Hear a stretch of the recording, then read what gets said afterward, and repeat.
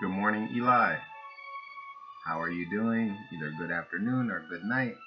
Either way, I just wanted to say hi, Eli. This is Coco, Uncle Coco, and I wanted to read a book to you today. It's called Fred and the Little Egg. So there's Fred, and he's got his little egg there.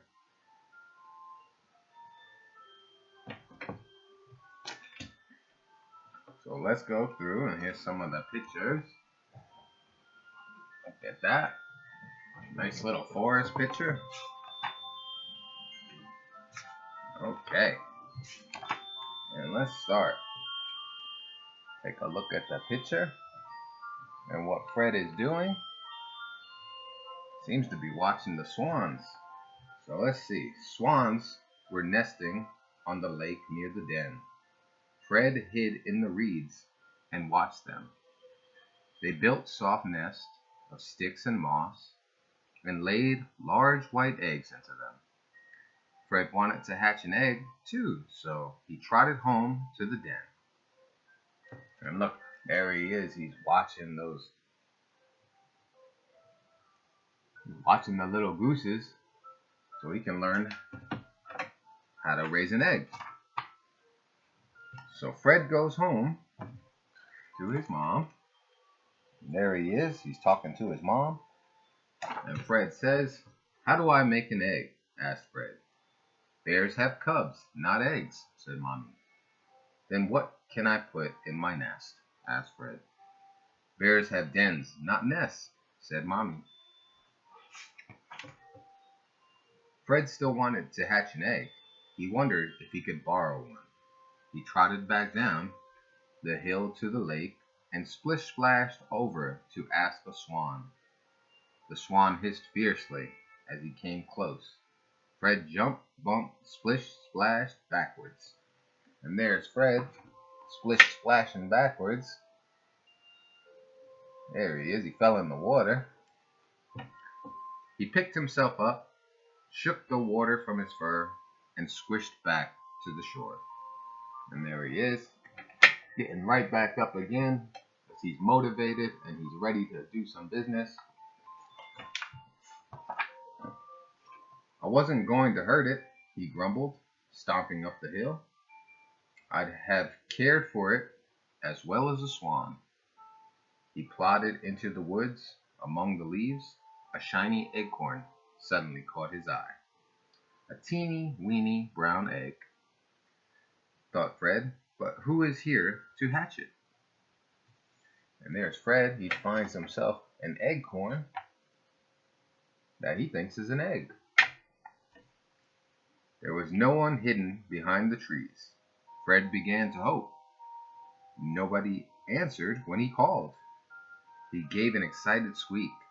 He smelled only flowers on the breeze and hugged himself with happiness. The little brown egg was all alone and needed him to care for it. And there he is. Look, he's so happy. He's found his egg. "I finally got my egg. I'll build you a beautiful nest," said Fred, as he carried the acorn to the lake. He built a nest of sticks and moss and settled the acorn into it. He very carefully climbed on top, and crick-crack-splash went the nest. Fred landed with a squish in the cold, wet mud with the acorn squashed underneath him. And there he is, look. He's building the nest right there. And boom, he goes to sit on it, and it crushes. He may be too heavy for that. "Are you all right, little egg?" asked Fred, scrambling in the mud. He gently scooped up the acorn and cradled it in his paws.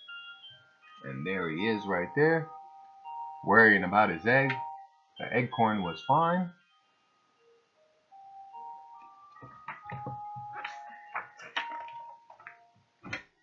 "I'll build you a warmer nest," said Fred, trotting to a sunny hollow. He built a nest of grass and flowers and settled the acorn into it. And there it is. Look, he got a whole new nest. Something a little warmer. He very carefully climbed on top and chitter, chatter, Chitter, chitter, chatter went a squirrel.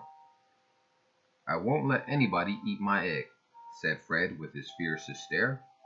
Bears don't have eggs, said the squirrel, poking at Fred's nest. This bear does, said Fred firmly, giving his rumbliest growl. The squirrel jumped, waved his tail, and scurried crossly away. And there he is, there he's protecting his egg.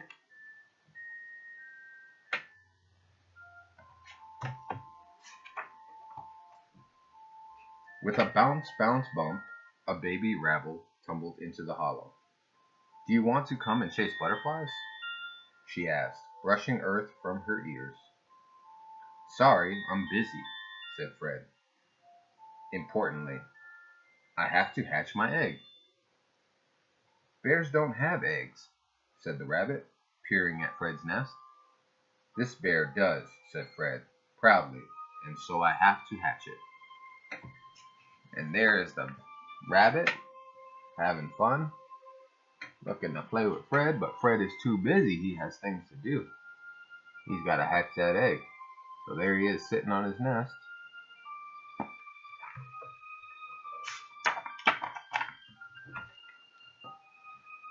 With a skitter, skitter, skip, a little deer skid down to join them. Do you want to come and jump sunbeams? She asked, shaking flowers from her fur. I do, but he's busy, said the rabbit. He has to hatch his egg. Bears don't have eggs, said the deer, nibbling at Fred's nest.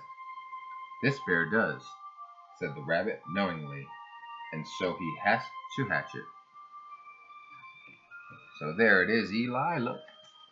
The deer is wondering, what are you doing? You can't have an egg. Bears don't have eggs.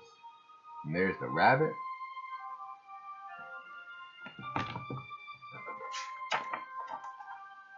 The deer and the rabbit skitter bounced away, but Fred sat still among the flowers. He sat and he sat as the sun rose high and the hollow grew hotter and hotter.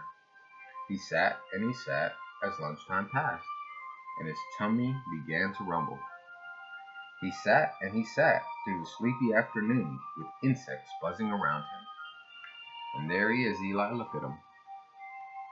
He is not giving up. He's going to keep trying to hatch that egg. He sat and he sat until the sun began to set, and his tummy was rumblier than thunder. Then he picked up the acorn and carried it gently all the way back to the den. And there, look at him. He's got his egg, and he's walking back home.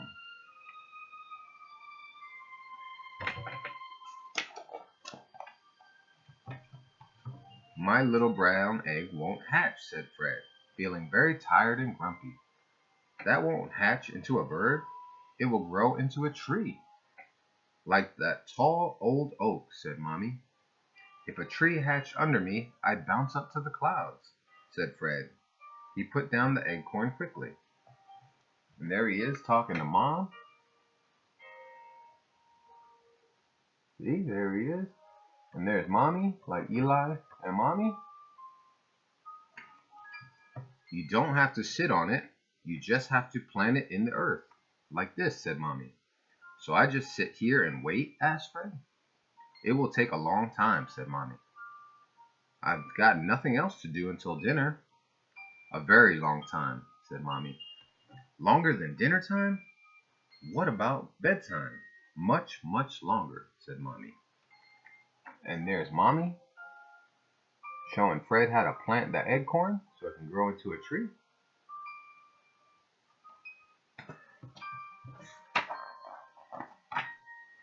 Fred didn't think he could sit still for that long, so he looked at the earth thoughtfully. Will my egg be all right if I leave it? It will be safe down there, said Mommy. What if it gets lonely without me? Worms will tell it stories, said Mommy. I'll miss you, little brown egg, said Fred. I'll visit you every day. You'll soon have a little green tree, said Mommy. The little brown egg was silent. And there's Mommy. holding Fred and letting him know everything's going to be all right. It's just going to take a little bit of time.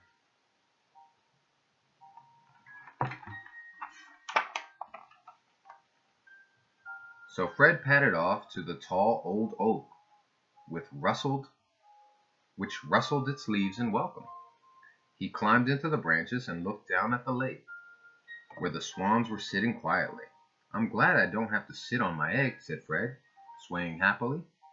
Far below him, safe in the earth, the acorn began to grow. And there he is. There's Fred playing around. He's hanging out in the tree. Now that he knows he's got an acorn and not an egg, and he's checking out what the swans are doing.